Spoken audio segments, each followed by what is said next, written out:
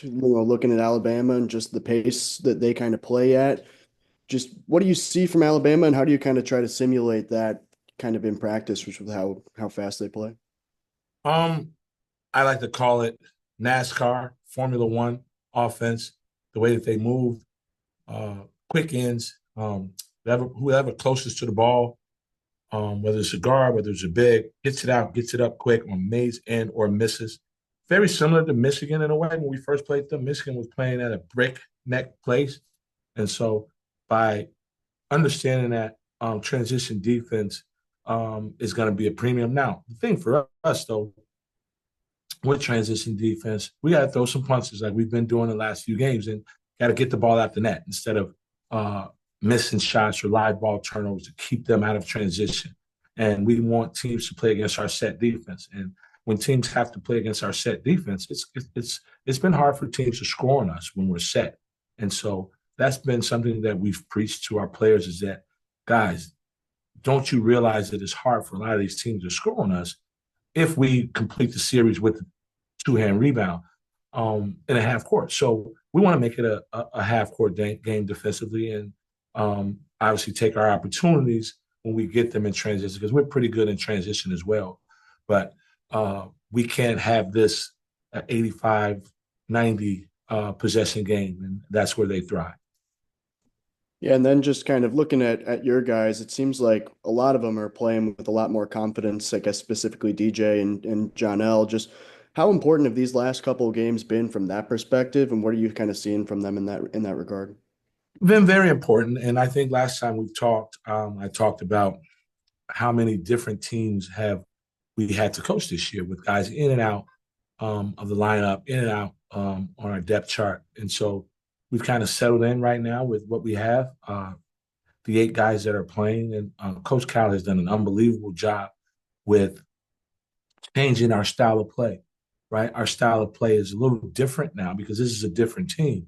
And so Coach has done a great job of figuring out, okay, how we're going to play with this team, how we're going to play with these guys. If we have to go big lineup, what are we doing? How are we playing? So we have meetings ad nauseum about those things as a staff, and coaches just keep coming up, keep finding ways for us to figure out how we're going to play offensively with this being a different group. But we were able to have a week off with this group, and so we spent a lot of time scrimmaging and a lot of time on that in terms of how we want to play offensively. And these guys are really settling in their roles. And we talked about it again this morning, how much confidence our guys are playing with, and we don't want to shake that up. And we want to continue to have them play with supreme confidence.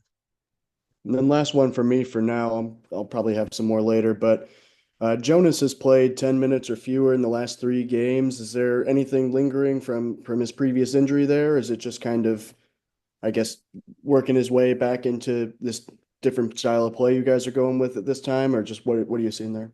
From us as a staff, I don't know if there's anything that has been relayed to us in terms of any lingering or harboring injuries with his foot. So I'm not sure if I can be the person to answer that. That would again have to be someone from our medical staff, the doctors, and Matt, who are doing an unbelievable job with all of the injuries that we've had and having guys available and using the time that they have to make sure that we have enough guys to play game with. But I think that what's happening is maybe we're winning, and so the guys that are playing and giving us the best chance to win, we're kind of riding that group, and it's like you got to be ready when your number is called. There's nothing that's absolute at this point. This next game will be the game for Jonas, and it may not be the game for TB or the game for Z. And our guys are all bought into understanding that it's about winning at this point. And we had an unbelievable 5 days, an unbelievable week, and we want to continue to go off that momentum. And whether that's Z at the 5 a little bit more than he's been playing, whether that's Jonas less or Jonas more or Z less, then we have to go with the guys that at that point in time that is helping us win the basketball game. Eric, what is the biggest difference that you've noted? Oh, wait a second. There we go. What is the biggest difference you've noticed between the way DJ runs the offense as opposed to the offense when Boogie was in there and how he handled the ball and he was looking for the open guys? I think not much different in terms of them being different individuals and different skill sets, right? When Boogie was running the offense, obviously Boogie was averaging almost 6 assists a game.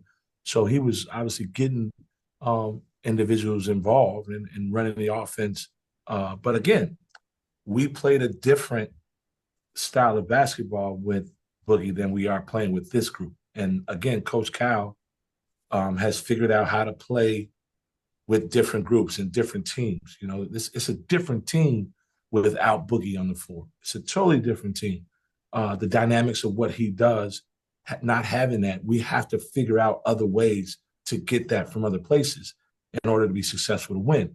And so we figured out how to play with this group as DJ as the primary ball handler, which we've done before. Our team last year, where we were at, DJ was our primary ball handler. He was our leader. He ran our team. The two guys that are in the NBA right now, they could not do it the way that he did it. And so we utilized those two guys in a different way, which DJ had to sacrifice in order to run our basketball team to allow for those other two guys that are in the NBA, Reed and Rob, to do what it is that they do. And so now that DJ is again running our team, we feel very comfortable with him doing that because we know that he's done it before at a high level. And I think he was mentioned earlier, talking just a little bit about Z, because he seems to be playing with just so much confidence right now, especially around the rim, where earlier in the season, he seemed way more comfortable on the perimeter offensively. But now you guys got him on the blocking in the paint a little bit more. His shot blocking has been way more active. Rebounding was really good this last game against Texas. What have been the things that have kind of either gotten through to him, or what is kind of the biggest thing you've noticed, the big change in his game?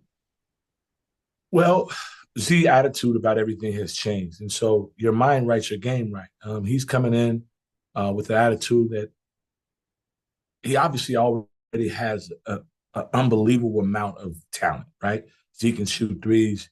He can defend. He can block shots. He can score in the post. He's got over the left shoulder, over the right shoulder. He's got an unbelievable assortment of tools, but it's about him having the right care factor. And Z has shown that he cares. He's shown that he's willing to work. He's shown that he wants to win. And so if that is the case, then you're going to get what you're getting out of Z. Whenever your mind is in the right place, your spirit is in the right place, and when you work at it and have the ability and the skills that he has, it all comes together. And it's all coming together for Z right now.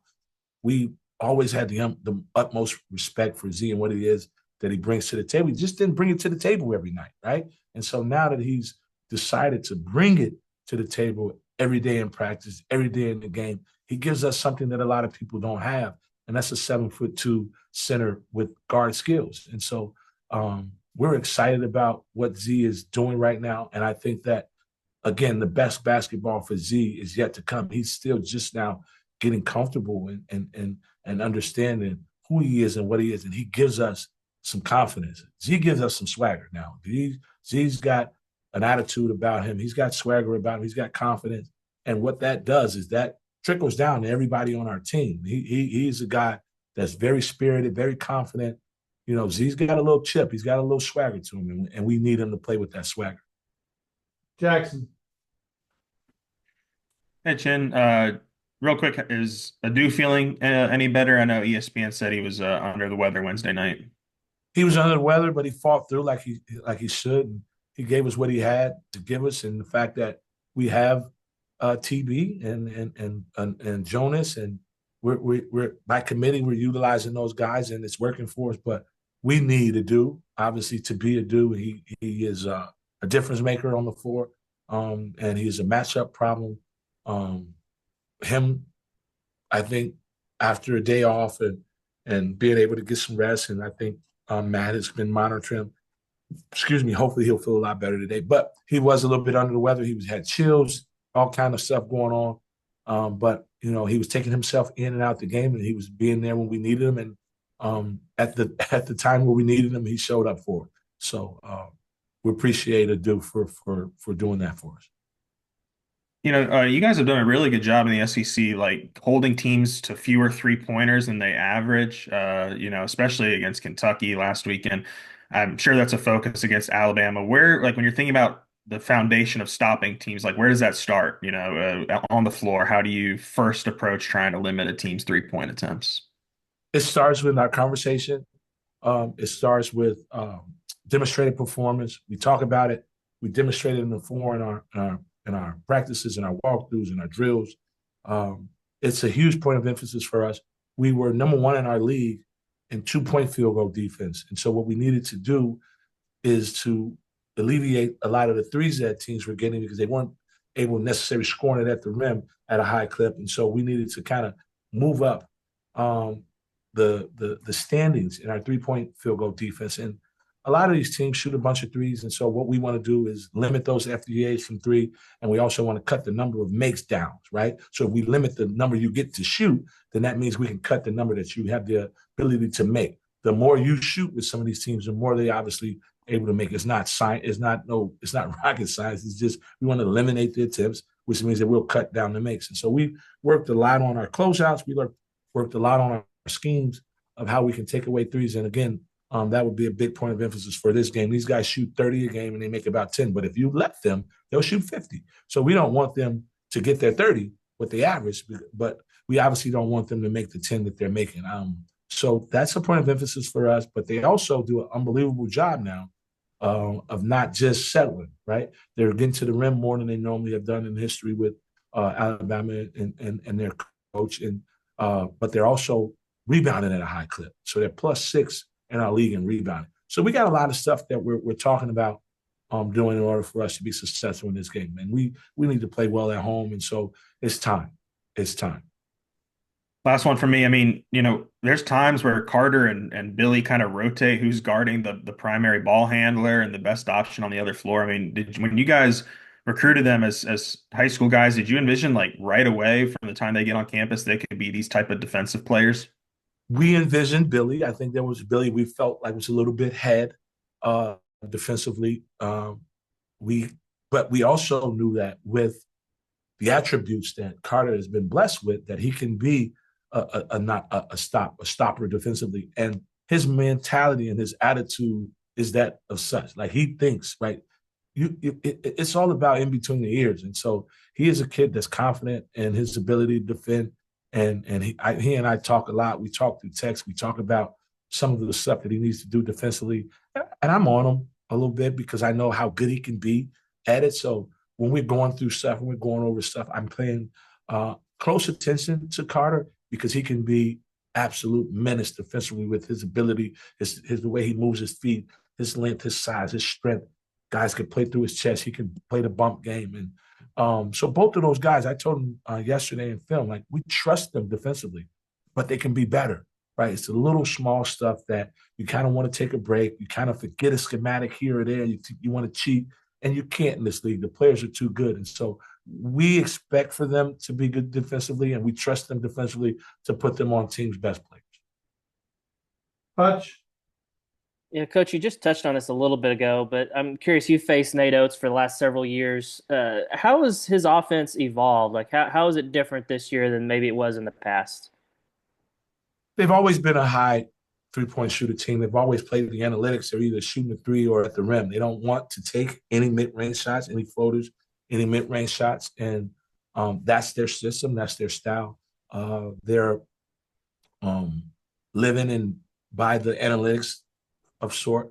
And so what we've tried to do historically is take away their strengths and make their strengths weak. And so last year we had success at doing that.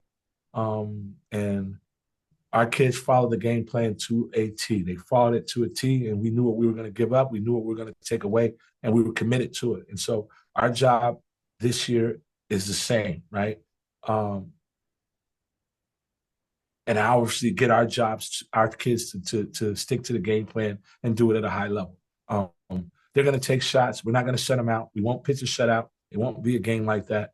They're going to take shots. They're going to make shots, but we got to make them tough, right? And that's who we are. That's what we do. We're physical. We're a tough defensive team. We take you out of stuff. We make you do stuff that you're not comfortable with doing. And we're going to try to do the same thing to Alabama. I wanted to ask you specifically about Mark Sears. I know he had a rough game a couple of games ago, but he seems to bounce back pretty nicely. Just what kind of challenges does he present? I mean, he's the leading scorer on their team. He's also averaging 6 assists a game, so he's able to get his. He's able to celebrate and elevate the other guys. And so he's tough. He's one of the best, if not the best guard in the league. And so he's older, right? He understands winning, right? He's been to a Final Four last year. He's a really good player, really good player. And we have respect for him. We're not fearing him at all. Obviously, we played against him in this league a bunch. And so we know what his strengths are. And we're going to try to make sure that we do a good job of not letting him be comfortable. He's got to be uncomfortable like we make everybody else uncomfortable. So that's what we do. That's who we are. And I think they know that, right? It's going to be a discomfortable game for him. He's not going to be comfortable in our building. And we're going to make him do some things that he doesn't want to do. And it's going to be physical. It's going to be grit. He's going to have to play through that. Anthony. That was the question I was going to ask, so I'm all good. All right. Anything else? All right. Appreciate the time, Coach. Thanks, guys. Thank you, Mike.